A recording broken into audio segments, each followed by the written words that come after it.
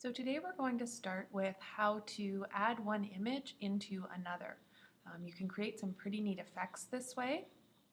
And I've already chosen a few pictures that I would like to work with. I have a lion and a hiker. I've decided I'd like to put the hiker climbing into the lion's mouth.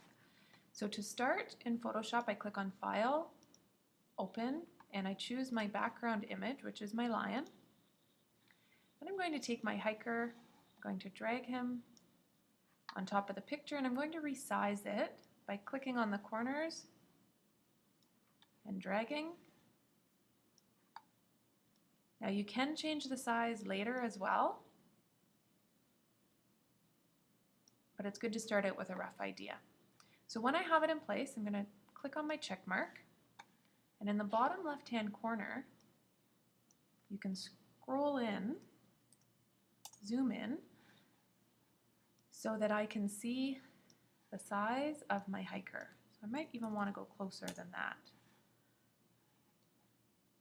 So when I'm working with cutting around him, one handy tool to use is the magnetic lasso tool. It's the third one down. And if you click on it and drag down, you can choose it.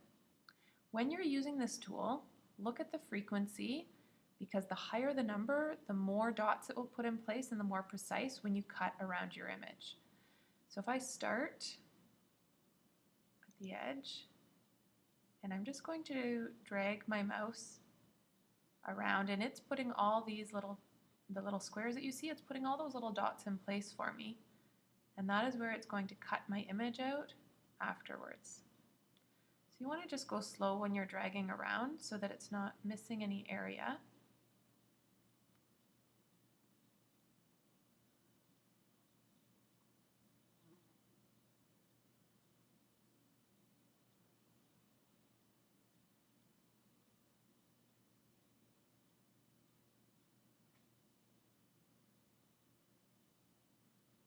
And fine detail can be tough, so if you want to zoom in even more, you can do that.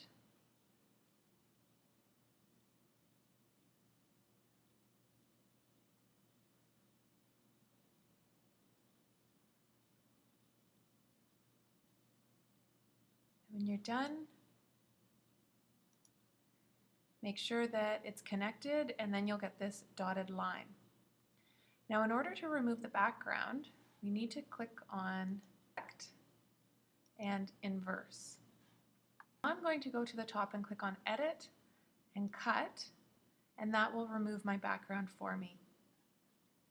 I can use my Move tool to put the hiker in place, and I can also click on Edit, Transform, and I can change the scale. So if I want to make him a little smaller, put him at the very back of the tongue.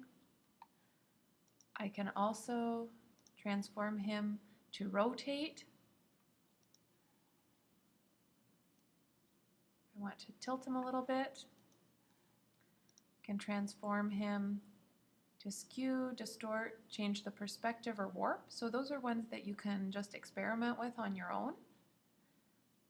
And when I have him in place, I'm going to click on my check mark.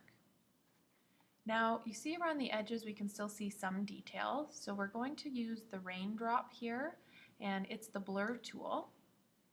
And you're just going to click around the edges, and it just helps to soften them to make your image look more natural.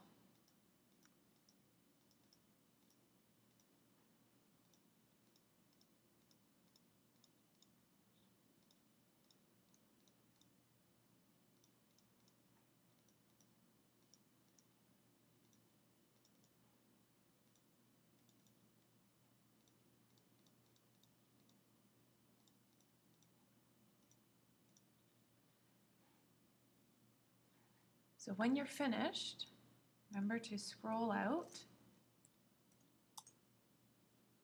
and then we can see our original image with our photoshopped hiker standing inside his mouth.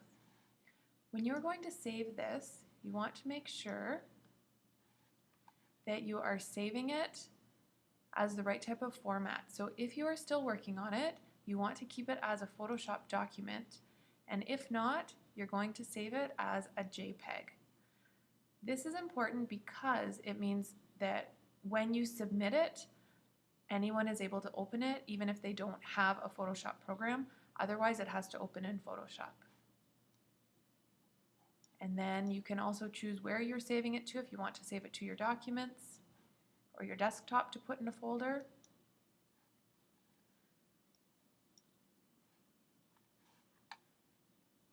And that's how we add two images together in Photoshop.